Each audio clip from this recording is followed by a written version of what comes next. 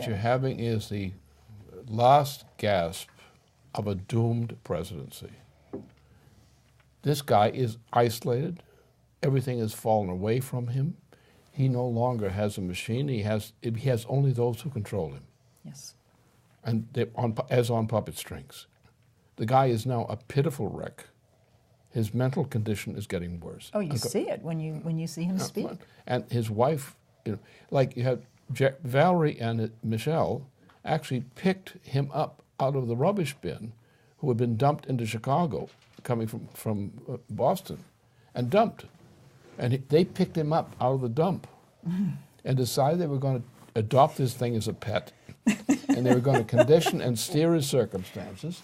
And they, because the most embarrassing moment in the period of the vintage of this president was when he said that he had met his wife. Oh, yeah. Right? And this was, of course, she didn't even know what he was when she first encountered him. but I think Valerie Jarrett somehow engineered that thing, or some of the Chicago crowd did that. So they took this guy, who is a known kind of mental problem, and they steered his environment and steered him and stuck him into the presidency through London backing as an orchestration, because the British interest meant going into the greatest crisis, financial crisis in modern history. If you have a competent president in the United States, the presidency is going to react against the British. Only if you have an absolutely useless, incompetent wretch who is a virtual captive, who adores the British monarchy, as Jarrett orchestrated that, then you have a control factor, and who has the policies of Tony Blair. Yeah. There's nothing in Obama that is not consistent with the policies of Tony Blair. So you have a continuation of Tony Blair, the guy who lied us into a war in Iraq, is now controlling this president for a while. So here's a setup. The British orchestrate an idiot, or worse than an idiot, as the president of the United States. You have three fools, Valerie Jarrett, Michelle, and him. Three fools who are now puppets of the British interest and who are fanatics into obeying their British masters, the puppet strings.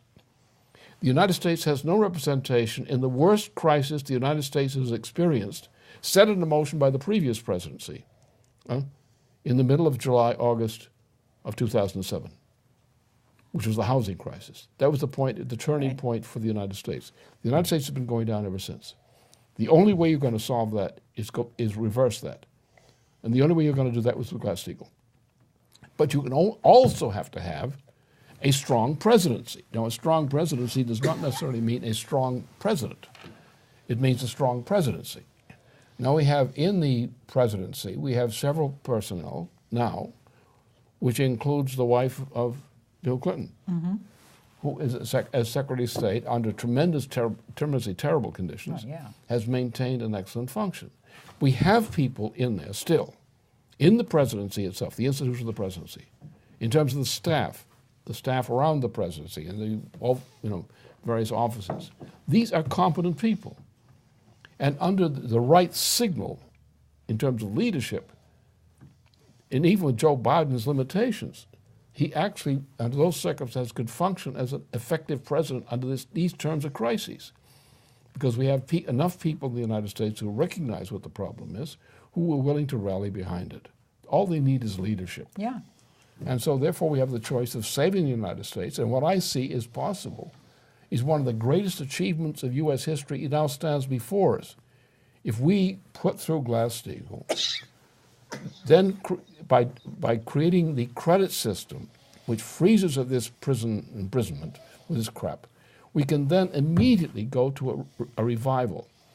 We can save the states because we can out of credit. Under these conditions, we can out of credit to bail the states out so they're not bankrupt, so we don't have institutions collapsing. Right. Also, at the same time, in addition to that, we can launch major projects centered around NWAP as the driver.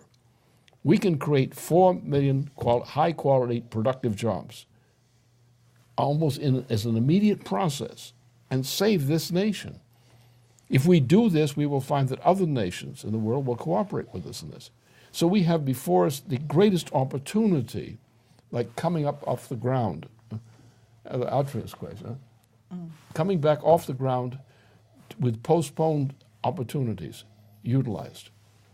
And we have the greatest scientific revolution in economy possible for mankind now awaits us. We could begin it almost immediately. And what stands in the way? The British Empire, which is determined that this shall not happen, that the United States shall not survive. And that's the British intention. That's the intention of the Inter-Alpha Group. They've made it very clear with their Russia policy, their influence on Russia. Yes. It's very clear. The British are out to destroy the United States. And we have a president who's kissing the butt of the British. And he's also an idiot and a fool. So those are the choices.